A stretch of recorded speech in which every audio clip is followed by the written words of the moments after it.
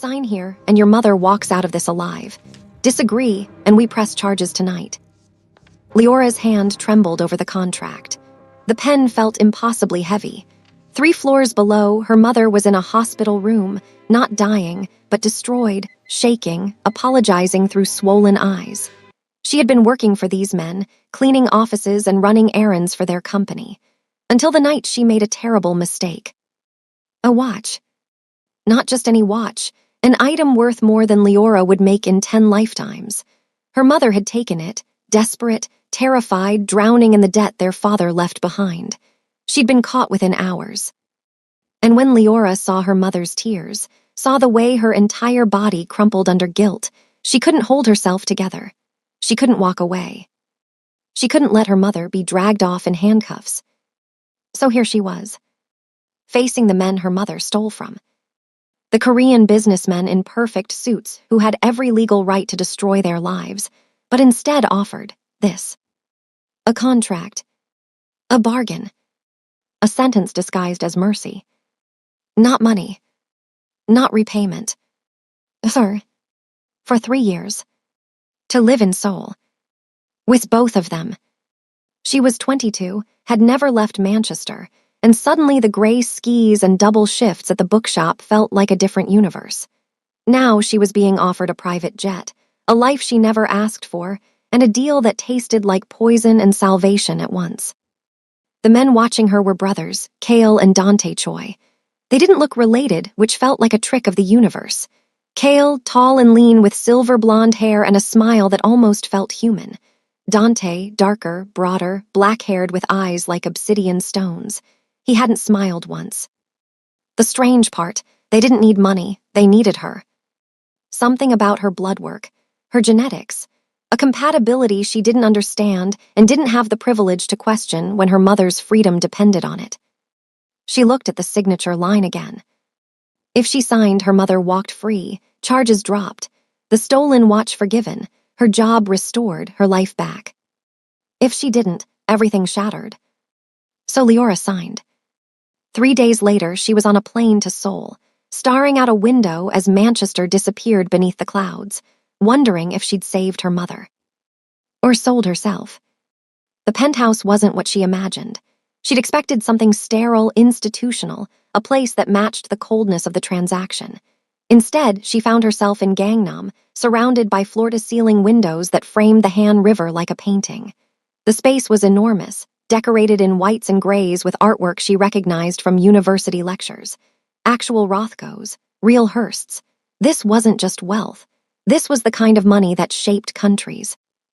Kale carried her single battered suitcase himself, treating it like something precious.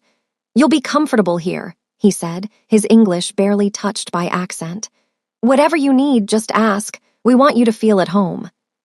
Home, the word felt absurd. But there was something genuine in his expression.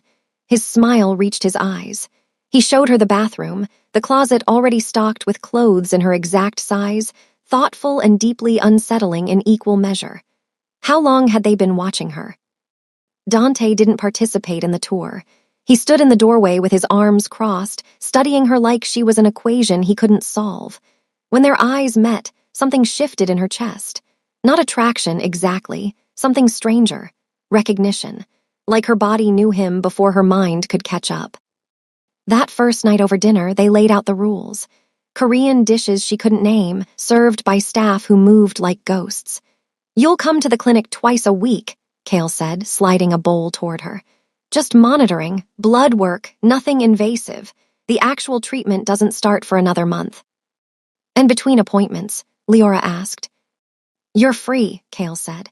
"Explore the city, learn the language, we'll provide whatever you want." "Except a ticket home," Dante added, his voice rougher than his brother. Kale shot him a look. "You agreed to 3 years. We need you here for the complete term. After that, you can leave. Your mother's situation is resolved regardless."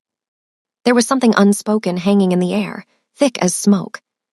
"What exactly are you treating?" Leora asked. "What's wrong with you?" The brothers exchanged a glance, some silent language passing between them. Finally, Dante spoke. "We're dying, both of us. Genetic condition. Without intervention, we have maybe 2 years. You're the only compatible donor we've found in 5 years of searching." The revelation hit her hard. They weren't villains, they were desperate. But that didn't explain everything. "Why do I have to live here?" she pressed. "Why can't I just come for appointments and leave?" Kale's easy expression faded. "The treatment requires proximity, your presence. It's not just blood draws, it's more complicated." "Try me," Leora said. "I signed your contract. I deserve to understand what I'm actually doing here." Dante stood abruptly, his chair scraping across the floor. "Tell her," he said to Kale, then walked out. Kale watched his brother leave, something pained crossing his features. When he turned back to Leora, the charm was gone. "Our condition is tied to our emotional state," he said quietly. "Specifically, our ability to form connections, to bond with someone. We've been deteriorating because we can't sustain human attachment. Our bodies are literally rejecting isolation." Leora stared. "That's not a real medical condition." "It is for us," Kale said. "We're not entirely human, Leora. Neither are you. That's why you're compatible. That's why we needed you specifically." The room seemed to tilt. She gripped the table's edge. "What are you talking about?" Kale reached across and took her hand. His skin was warm, almost hot. "You're a carrier.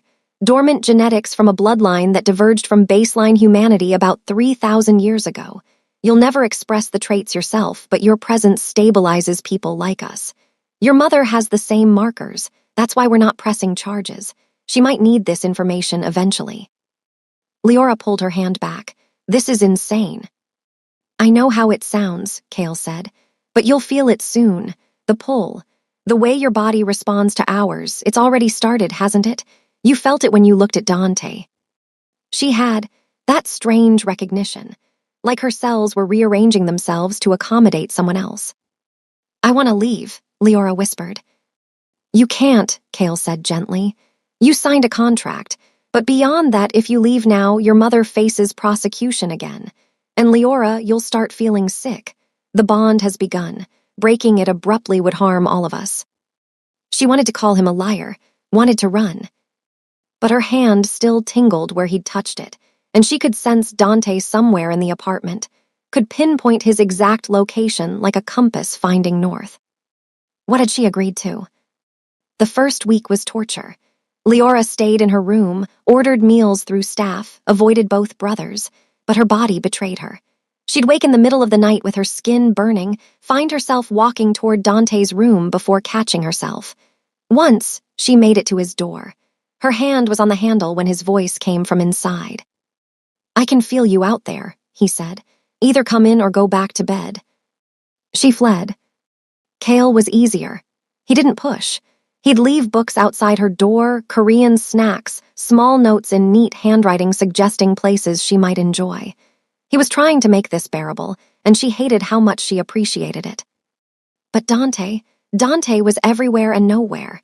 She'd glimpse him in the gym at dawn, his body moving through forms that resembled martial arts but weren't quite. She'd hear him on the phone speaking rapid Korean, his voice sharp with authority. The staff moved differently around him, quickly, nervously. He frightened her, but not in the way he should. 2 weeks in, Leora broke. She found Kale in the library reading something dense and medical. "I need real answers," she said. "What exactly happens if I stay the full 3 years?" Kale closed his book. "You save our lives. The bond fully forms. After that, you're free to leave, and we'll be stable enough to survive without you." "And if I try to leave now?" "We all suffer. You, me, Dante. The bond started forming the moment you signed. It's biological, automatic. Fighting it only makes it worse." "This is slavery," Leora said. "No," Kale said firmly. "Slavery is being forced without choice. You chose this for your mother. That makes you selfless, not a victim." "I didn't choose this," Leora snapped. "I chose between 2 kinds of hell." "I know," Kale said, "and I'm sorry. But Leora, this doesn't have to be hell. We're not monsters. We're just trying to survive, same as you." She wanted to hate him, but his eyes were too honest, too kind. That night, she dreamed of Dante. He stood in her room watching her sleep, and she could feel his thoughts like they were her own. Loneliness, bone deep and endless. fear that he'd die before ever feeling whole, and underneath, a hunger so intense it jolted her awake. He was actually in her room, standing by the window. "You dream loud," he said without turning. Leora pulled the blanket to her chin. "Get out." "I can't," Dante said. "The bond is accelerating. My body wants to be near yours. I'm fighting it, but it's getting harder." "Try harder," Leora said. He finally looked at her. His eyes were black in the darkness. "Do you feel it, the pull?" She didn't answer, didn't need to. Her silence confirmed everything. Dante crossed the room in 3 strides and sat on her bed's edge, not touching her, barely breathing. "I didn't want this either," he said. "I voted against finding a carrier. I thought we should die with dignity, but Cale insisted. He always believes there's a solution." "And you do?" Leora asked. "I think some things are meant to end," Dante said, "but I'm selfish enough to try living anyway." He stood and left, but the space where he'd sat stayed warm for hours. The shift happened gradually, then all at once. Leora stopped hiding in her room. She joined them for meals, let Cale teach her Korean phrases, watched Dante cook breakfast with frightening precision. The apartment stopped feeling like a prison and started feeling like something more dangerous. Like home. Cale took her to markets in Sadong, bought her street food, laughed when she couldn't handle the spice. He was easy to be around, comfortable. She caught herself looking forward to seeing him, missing him when he was gone. Dante was different. He'd appear beside her on the couch while she read, saying nothing, just existing in her space. Sometimes he'd fall asleep there, his head tipping onto her shoulder, and she'd sit frozen, afraid to move and wake him. He looked younger when he slept, less haunted. One night, 6 weeks in, all 3 of them were watching a movie. Cale on her left, Dante on her right. The bond hummed between them like electricity. Cale's hand found hers. Casual, natural, she didn't pull away. Then Dante shifted closer, his shoulder pressed against hers, and she felt it. The full weight of the bond. It wasn't romantic. It was deeper, cellular, like her body recognized theirs as necessary, as home. "It's working," Cale whispered. "Can you feel it? We're getting stronger." Leora could. The constant exhaustion that had plagued both brothers was lifting. Dante's eyes were clearer. Cale's smile reached deeper. They were healing, because of her. But something else was happening. Leora was changing. She felt more alert, stronger. Her senses sharpened. Food tasted more intense. Colors were brighter. One morning, she woke realizing she'd been dreaming in Korean. "Side effect of the bond," Cale explained when she asked. "You're absorbing some of our traits. Nothing dangerous, just enhanced perception. It'll fade after the 3 years." "Will I?" Leora asked. "Fade, I mean, when I leave." Cale's smile disappeared. "That's up to you." The problem was, she didn't want to leave. Not anymore. Manchester felt like a memory. Her mother was recovering beautifully according to video calls, had her job back, was rebuilding. Leora had fulfilled everything she'd signed up to provide. But she'd found something here she hadn't expected. Purpose. Connection. 2 men who needed her in a way no one ever had. Was that real, or just the bond talking? The breaking point came 3 months in.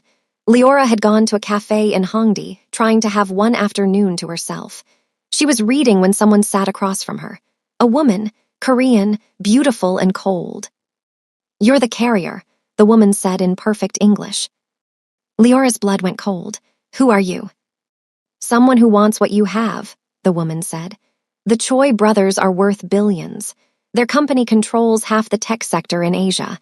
You think you're special, you're a medical tool. They'll use you and discard you." "Get away from me," Leora said. The woman smiled. "They didn't tell you about Hana, did they? The last carrier they found. She lasted 6 months before the bond broke her mind. She's in a psychiatric facility in Busan now, doesn't even remember her own name." Leora stood, knocking her chair over. She ran, all the way back to the penthouse, burst through the door. Both brothers were in the living room, and they knew immediately something was wrong. "What happened?" Cale demanded. "Who's Hana?" Leora asked. The color drained from Cale's face. Dante went very still. "Tell me," Leora said. "Now, or I walk out that door and never come back." Dante spoke first. She was a carrier. We found her 2 years ago. The bond formed, but it was unstable. She couldn't handle it. The connection was too intense. It wasn't our fault. Where is she now? Leora asked. Silence. Where is she? Leora screamed. She's safe, Kale said quietly. We're paying for her care. She's getting the best treatment available.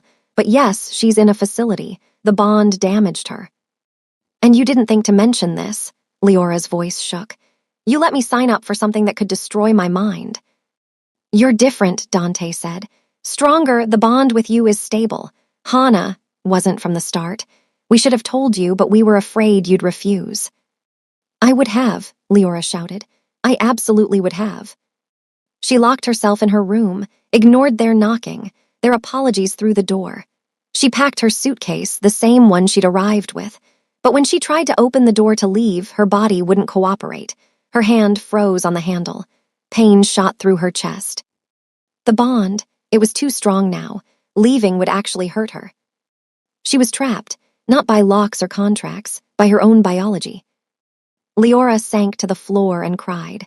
For the first time since arriving, she let herself grieve. For her freedom, for the simple life she'd lost, for the person she used to be. Kale found her there hours later.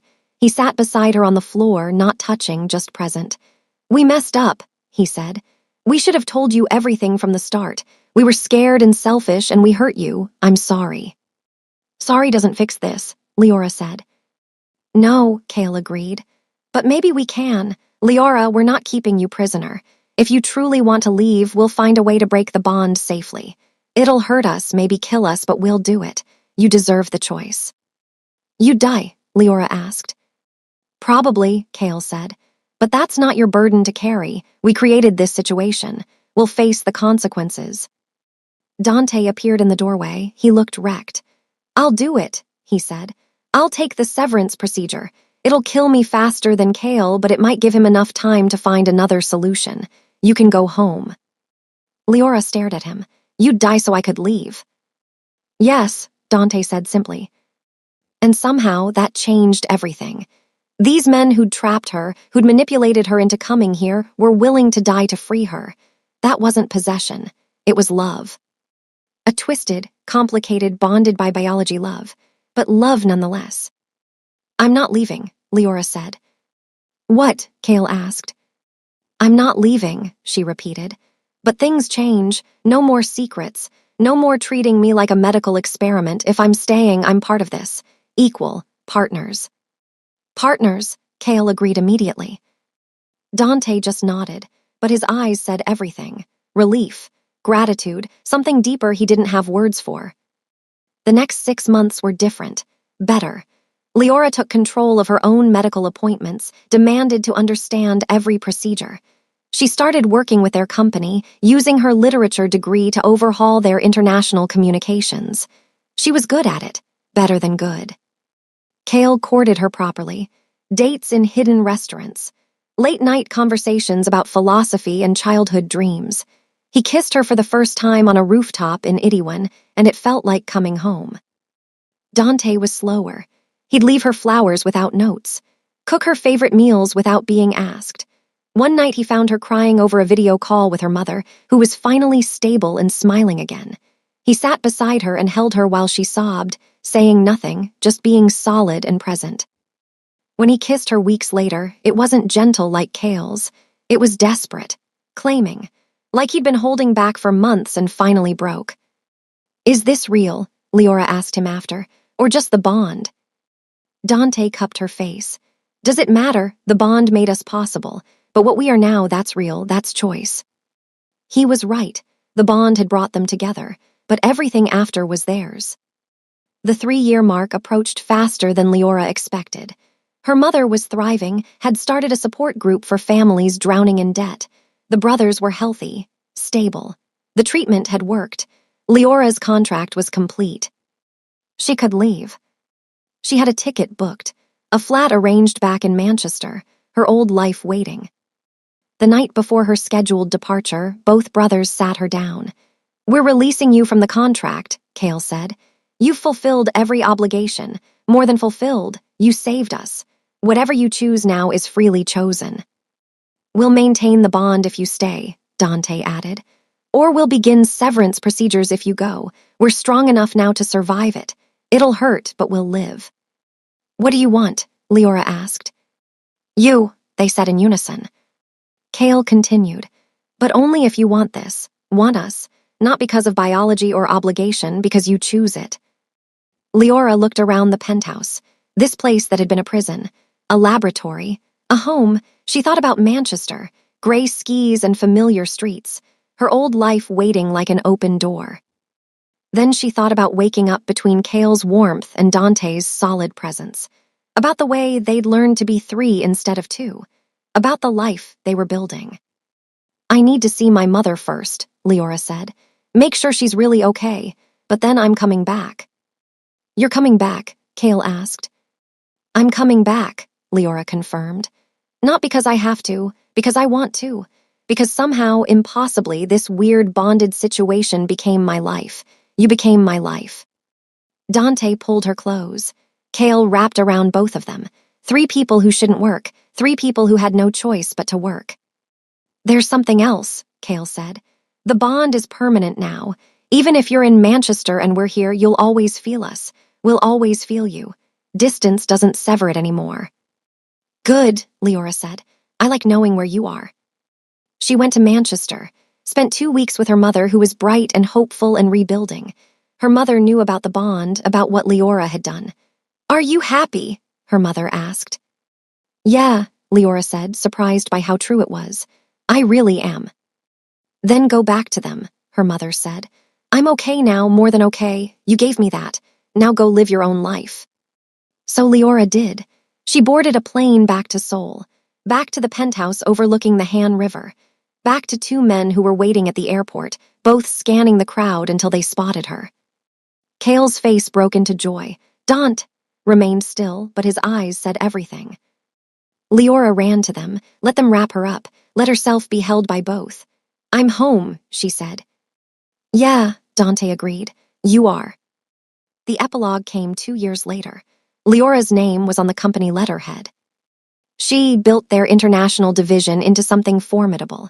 Her mother visited twice a year, had expanded her support group into a full nonprofit. The bond was stable, permanent, comfortable. Kale wanted to make it official, a ceremony, something to mark what they'd become. Dante thought it was unnecessary. They were already bonded in every way that mattered. Leora voted with Kale. She wanted the ceremony, wanted to stand in front of people and claim these 2 men as hers, wanted them to claim her right back. They held it in a private garden in Seoul. Small, intimate, just the people who mattered. When Leora stood between them, holding both their hands, she thought about the girl who'd signed a contract in a hospital room to save her mother from prison. That girl had been terrified, desperate, alone. This woman was none of those things. 3 years ago, I made a deal to save my mother, Leora said. Best deal I ever made.